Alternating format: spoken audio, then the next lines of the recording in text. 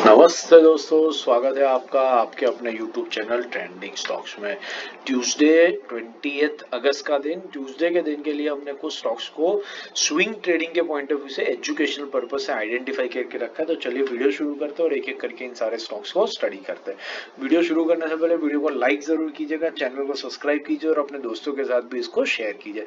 Video के and में मैं और वीडियोस पिन कर दूंगा इंट्राडे पोजिशनल के, stock selection, daily weekly analysis के, तो उनको भी देखिए और वीकेंड में पूरा फायदा उठाइए और हमारी चैनल के थ्रू अपनी ट्रेडिंग की लर्निंग जो है उसको और बेहतर बनाइए। चलिए शुरू करते हैं।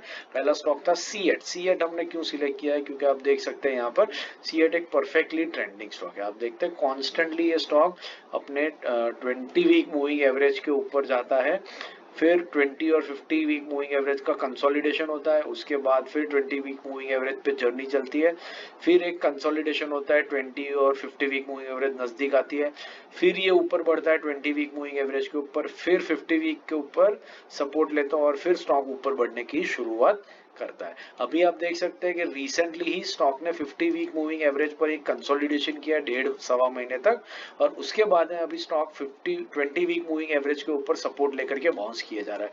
और रिसेंटली 20 वीक मूविंग एवरेज के बहुत ही पास, डेढ़ ऑलमोस्ट 1% पास जितना स्टॉक आकर के रुक चुका है। तो हम इसमें एंट्री करने की कोशिश करेंगे near the 20 week moving average, that is the yellow line. तो इसके जो लेवल्स है वो स्क्रीन पर है, इन लेवल्स को नोट कर लीजिए।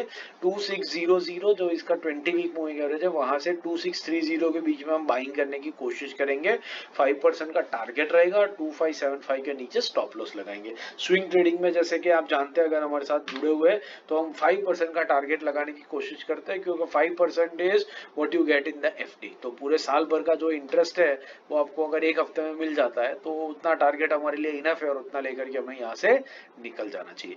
दूसरा स्टॉक है सेंट्रल बैंक। सेंट्रल बैंक आप देख सकते हैं अपने 50 वीक मूविंग एवरेज पर कंसोलिडेट करता है, फिर 20 वीक मूविंग एवरेज के ऊपर बढ़ता है, फिर एक कंसोलिडेशन होता है, फिर 20 वीक मूविंग एवरेज के ऊपर बढ़ता ही रहता है।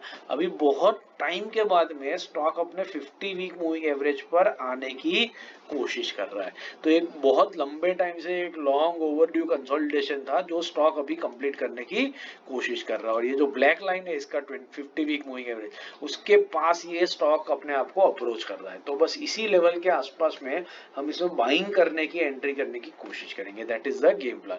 और जैसे ही अपने लॉन्ग टाइम सपोर्ट को टच करेगा ये स्टॉक यहाँ से रॉकेट बनेगा और 5% का टारगेट आपको बहुत इजीली दे करके जाएगा। तो इसका जो 50 वीक मूविंग एवरेज है 55.67, उसके आसपास में, मतलब 55.60 से लेकर के 56.10, 1% की रेंज में हम इस स्टॉक में एंट्री करने की कोशिश करेंगे। 5% का टारगेट रहेगा, 55 रुपीज के नीचे स्टॉप लॉस लगा करके इस स्टॉक को वॉच लिस्ट पे रख के स्टडी कर सकते हैं।